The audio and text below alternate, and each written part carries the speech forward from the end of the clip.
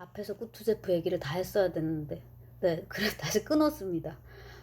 여기 잠자는 장면 그냥 읽어드릴게요. 어차피 다시 찍으니까. 이거 3권의 222쪽인데, 노인들이 다 그렇듯 꾸투조프는 밤에 좀처럼 잠을 이루지 못했다. 낮 동안에는 종종 느닷없이 꾸벅꾸벅 졸았으나 밤이 되면 옷도 갈아입지 않고 침상에 누워 거의 뜬 눈으로 밤을 새우며 생각에 빠져들었다. 지금도 그는 침상에서 그 무겁고 보기 흉한 큰 머리를 투실투실한 손으로 받치고 누워 한눈으로 어둠 속을 가만히 응시하며 생각에 잠겨 있었다. 그러니까 밤에는 이러고서 이제 생각에 잠겨 있고, 낮에 작전회의를 할 때는 이렇게 꾸벅꾸벅 졸고, 그리고 이제 우리가 아는 그 나폴레옹식 유명한 수면법 있잖아요. 그 뭐지? 잠을 몇 시간 잤지? 밤에 거의 안 자고 그 활동 중에 조금씩 자면서 이제 보충하는 그런 수면법을 나폴레옹 수면법이라고 나폴레옹한테서 와갖고 그렇게 우리가 부르잖아요. 그거하고 이제 아주 반대되는 이제 그걸로. 그 다음에 이제 아까 그 사과 그건데 아포리즘인데요. 그런 식의 이제 역사관 좋죠. 그 역사관이 이런 식의 이제 생리학적 묘사, 이 늙고 뚱뚱하고 그 이제 이 사령관의 이런 이제 생리학적인 묘사하고 이렇게 번갈아 가면서 같이 나온다는 거, 그거가 되게 기법적으로는 좀 인상적이고요.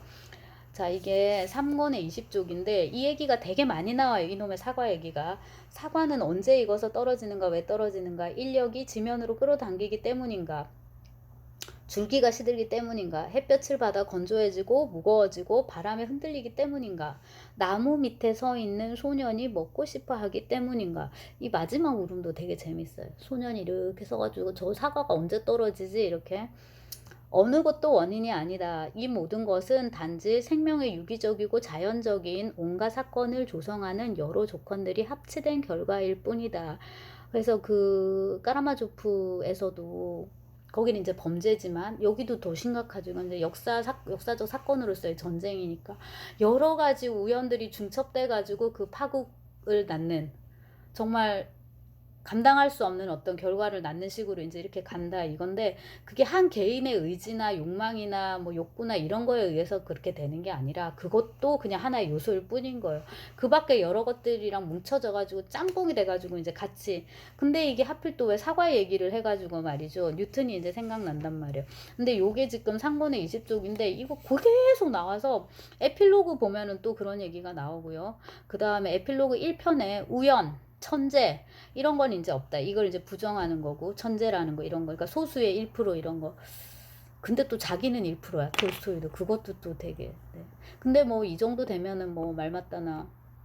네, 그 이세돌 누가 얘기하면서 했던 얘기인가? 그렇게 잘하니까 자신감 가져도 되는 거고 좀 오만할 수도 있는 거지.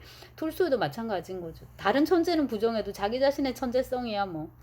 그 다음에 이제 에필로그 2편을 보면 자유와 필연, 뉴턴의 만류인력의 법칙 이런 것들 얘기를 계속 해요. 그러면서 이제 계속 이 비슷한 얘기들, 뭔가 어떤 개인의 의지나 욕구에 의해서 역사적인 사건이 일어나는 것이 아니라 이러저러한 조건들이 다 맞아 떨어져 가지고 어떤 사건이 일어난다. 그러니까 사과가 뚝 떨어지는 거는 여사한 이제 이런 이것들이 다 있다는 거죠.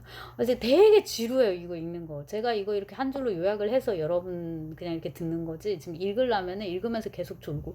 근데 이제 톨스토이 소설은, 도스토옙스키 소설도 그렇지만 원체 길어가지고 읽다가 좀 자도 이게 졸면서 읽어도 그 얘기 또 하거든요. 그리고 톨스토이 소설에 보면 인물의 외양 묘사가 굉장히 상세하고, 그걸 우리가 잘 접수할 수 있도록 그 인물의 환유적인 디테일을 되게 강조를 하는데, 생각을 해보니까 소설이 너무 길어서 이렇게 긴 소설을 읽을 때 일종의 독자 편의를 위해서 작가가 그거를 넣은 게 아닐까라는 생각이 들어요. 뭔 말이냐면 여기 리자 볼콘스카야 공작 부인 같은 경우는 인중이 짧다, 지금 저처럼. 그래서 항상 이게 약간 들려가지고 민니가 많이 보인단 말이에요. 인중이 짧은 공작 부인, 체구가 작고, 이런 식의 묘사가 되게 반복적으로 나와요. 그런 식으로 이제 그 안나의 하얗고 포동포동한 어깨, 이걸 이제 계속 묘사를 해준단 말이에요. 근데 이게 만약에 영상물이라면 우리가 사람이니까 그냥 보면 이렇게 바로 이렇게 접수가 되고 하는데, 이거 소설로 우리가 읽어야 되니까 이 솔직히 헷갈릴 거란 말이에요. 이 사람이 이 사람이고 저 사람 누군지. 근데 그거를 이제 설명해 줄 수 있는 가장 확실한 디테일이 이런 이제 외모라든지 뭐 관직이라든지 직업이라든지, 그다음 뭐 예를 들면 머리 스타일이라든지, 그다음에 이제 안나의 빨간 핸드백 이런 것처럼 그 사람이 갖고 있는 부속물들, 그런 거잖아요. 그래서 톨스토이 입장에서 그게 좀 많이 필요해서 그랬던 게 아닌가라는 생각을 최근에 좀 해봤었고요. 다시 이제 이쪽으로 돌아오면은 이 사과가 왜 떨어지는지 결론은 뭐냐면은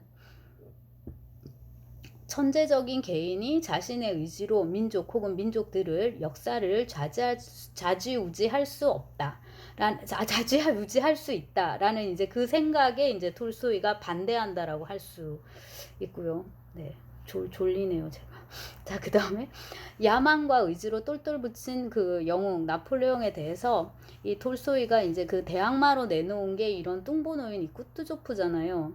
인내와 시간이 신조인 느림보 꾸뚜조프, 과감한 행동의 적인 꾸뚜조프, 뭘 그냥 하지 않는. 그러니까 제가 요약을 하자면은 꾸뚜조프는 군인인데 싸우기 싫어하는 그런 군인인 거예요.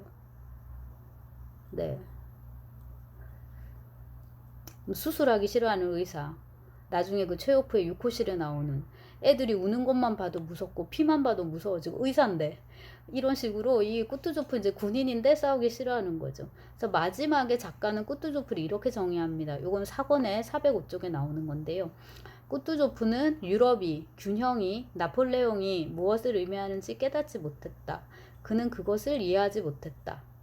적이 섬멸되고 러시아가 해방되어 최고 영광의 자리에 오르고 나자 러시아 민족의 대표자인 이 러시아인에게는 러시아인으로서 더 이상 할 것이 없었다. 국민전쟁의 대표자에게 죽음 말고는 아무것도 남지 않았다. 그리고 그는 죽었다. 라고. 그래서 우리가 이제 좀 이따가 또 보겠지만 톨스토이는 죽음에 대해서 굉장히 상세하게 장황하게 묘사를 하는데 꾸뚜조프는 되게 조금 요만큼 그냥 죽었다 이게 한마디인 거예요. 그래서 아무래도 이제 이 꾸뚜조프도 등장인물이라기보다는 거의 관념에 가까운 추상명사 민중의 육화가 아닐까 그렇기 때문에 이렇게 묘사하지 않았나 싶고요. 나폴레옹처럼 이렇게 희화화되어 있지는 않지만 어쨌거나 이제 꾸뚜조프도 이제 역사 쪽에 전쟁 쪽에 이제 가까운 인물이고 톨스토이가 보다 이제 공을 들인 거는 이 평화인 거죠. 이제 평민들인데 크게 세 명의 남주가 나옵니다. 다시 한번 정리를 해드리면 안드레이 볼콘스키, 니콜라이 로스토프, 피에르 베주오프 이렇게 세 명입니다. 근데 이제 이 세 명의 인물들을 보면은 정말 그 톨스토이는 거인이구나라는 이제 생각을 하게 되는데 자기 안에 있는 세 개의 자아를 끄집어내 가지고 1, 2, 3 이 인물들한테 다 이렇게 투영을 하는 거예요. 그리고 이제 이 세 명의 인물들은 구성상으로도 물론 밀접하게 연관이 돼 있어요. 안드레이하고 피에르는 서로 친구고요. 안드레이가 이제 형이고 피에르가 이제 동생 이렇게 호영호재하는 이런 사이로 나오고 그 다음에 이제 안드레이하고 니콜라이도 엮어지죠. 왜냐하면은 안드레이가 니콜라이의 여동생인 나타샤한테 반해가지고 청혼을 하게 되니까 그 다음에 이제 결과적으로 니콜라이의 여동생인 아니지. 안드레이의 여동생인 마리아 볼콘스카야가 결국에는 또 니콜라이하고 결혼을 하게 돼요. 그거를 이제 안드레이는 모른 채로 죽게 되지만 구성적으로 이렇게 이렇게 엮여지고 안드레이가 사랑했던, 그러니까 그 심지어 결혼 청혼까지 했던 나타샤 로스토바는 피에르한테 시집갑니다. 그래서 이제 모스크바 사교계가 좁다 보니까 이렇게 엮어지고 썸을 타다가 결과적으로는 이 안에서 이제 다 이렇게 연결되는 걸로. 그 이른바 이제 그들만의 리그라고 할 수 있는데 그게 또 우리 삶에 굉장히 리얼한 사실적인 이제 풍경. 여기서 누구 하나 치고 들어와서 뭐 이렇게 그 결혼을 통해서 뭐 팔자고 치고 그것도 이 안에서 일인 거지 아주 밖에서 이렇게 튀어 들어와서 이거는 이제 불가능한 거거든요.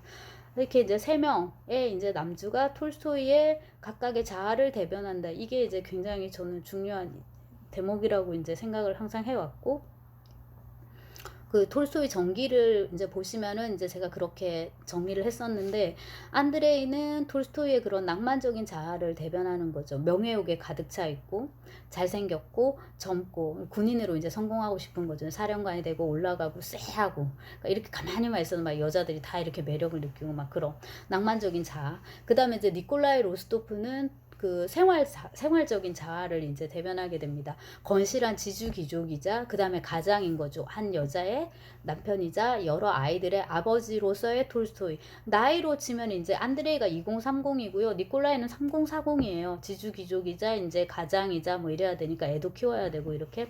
그 다음에 이제 피에르는 젊어서부터 이제 쭉 묘사가 되고 되게 방황하고 이렇게 되는데 방황을 하지만 어느 지점에서 이제 궤도로 들어가죠. 그래서 다 감싸 안아요. 피에르는. 그러니까 낭만적인 자아도 있었고 생활적 자아도 있는데 결과적으로 어디로 가게 되자면 구도적인 자아입니다. 그러니까 도덕군자로서의 톨스토이, 사상가로서의 톨스토이로 가게 돼요. 근데 이 사상가, 도덕군자, 구도자 이 톨스토이라는 것도 앞에 1번, 2번이 없으면 의미가 없어요.